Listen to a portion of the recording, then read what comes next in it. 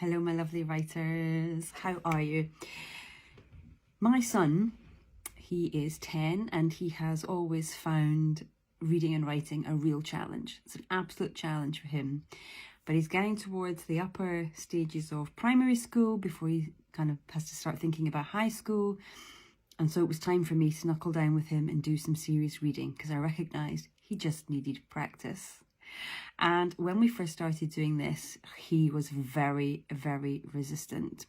He came up with all kinds of excuses about why he couldn't do it, why there was something else more important that he should be doing.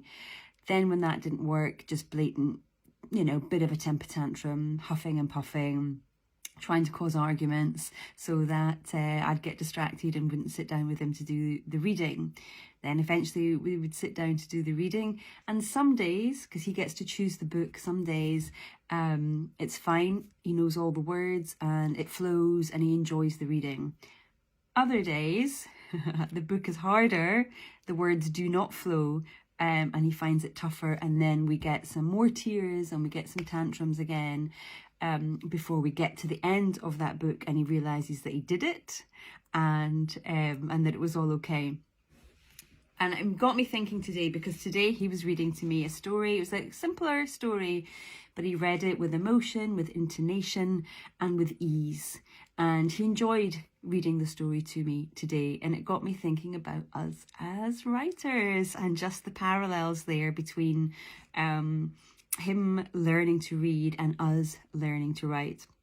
Now, he has the advantage, I would say, because he's got me on his back saying, you're doing this, and he can't get out of it, and forcing him into doing it even when he doesn't want to.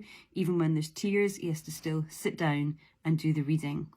I wish that I could do that for each and every one of you who finds it hard to get the page. I wish I could come to your house and tell you, you're going to do this, sit down and get the words done. But I can't. But this process is the same.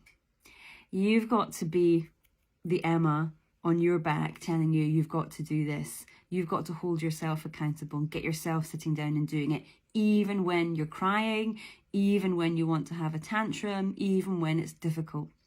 Because as I'm seeing with him after just a few weeks, he is improving no end with his reading. He's so much more confident and comfortable with his reading. Yes, of course, there's glitchy moments, sticky moments when it feels hard, but it's the same for you.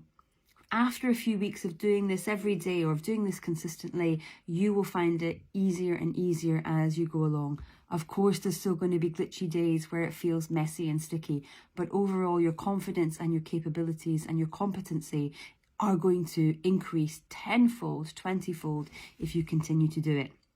So your challenge is, next time you have put some time aside to write and then you hear Mr. Procrastination in the background saying there's some dishes to be done or some filing to be done, I want you to hear Emma's voice on top of that being very stern and in a good Scottish accent saying to you, get that work done.